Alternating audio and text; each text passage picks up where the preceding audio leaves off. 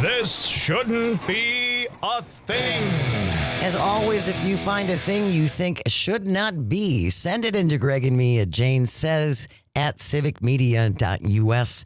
This from the BBC. Jonathan Geddes has the byline. Headline reads, "The Wedding Crasher Mystery Solved After 4 years."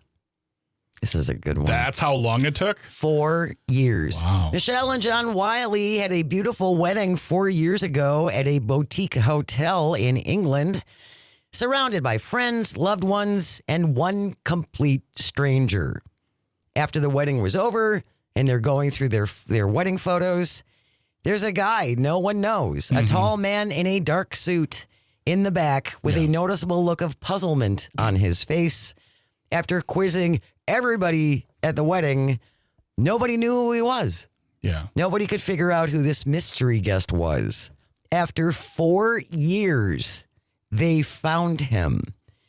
She put a photo up on social media, of course. Yeah. And they tracked him down. Yeah. Andrew Hillhouse. Oh, boy, that's an English name. Was a great name.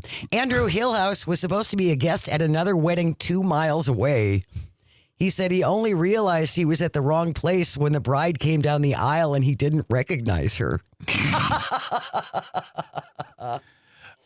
He said his partner had given him the address for the church. Yeah. So that's where he went. Yeah. His partner had given him the wrong address. Turns out it was 3.21 kilometers Exactly. away. He said it wasn't until, the bride says, it wasn't until I got through the first few photos, my husband and I were looking at them going, who is that? Yeah. We asked everybody. Nobody had any idea who it was. They finally put it on Facebook.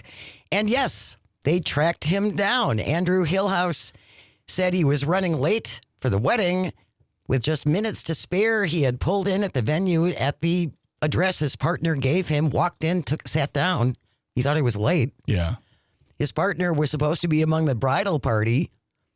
Andrew sits down. He's like, I got here on time. Yeah. And then the music starts and the bridesmaids start coming down. And then the bride, he said, everyone stands up, turns around to look at the bride. And I see her and I'm like, that's not Michaela. I mean, if there's ever a time you can bolt, it's when they're all looking at the bride. He says, I was committed at that point. You can't walk out of a wedding in progress. So I thought I better double down. I'm 6'2" and taller than everybody else in the room. So I was trying to hunch a little bit and get out of the way, just waiting for it to end. He said he was just on his way to work his way out. Yeah. And it was group picture. Everybody getting the group picture. That's another chance. So he's in the very back. He's in the very back. He said, I was making a beeline for the doors, and then I hear everybody get together for a picture, and I'm going, no, inside my head. So I'm in the very back trying to stay out of the way. I think that...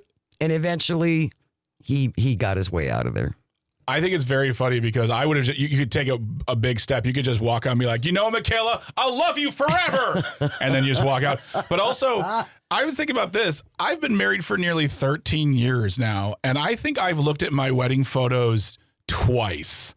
Once to look at the proofs. Right. And twice to look at the finished At the album. At no point do I look at anyone and question who they are. And there were a bunch of people there I didn't know.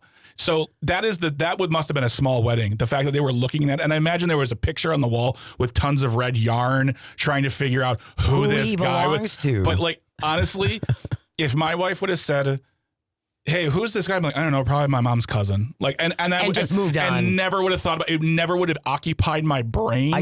But 4 years? I just kind of love the fact that he decided, well, I'm here. I can't here. leave now. Yeah.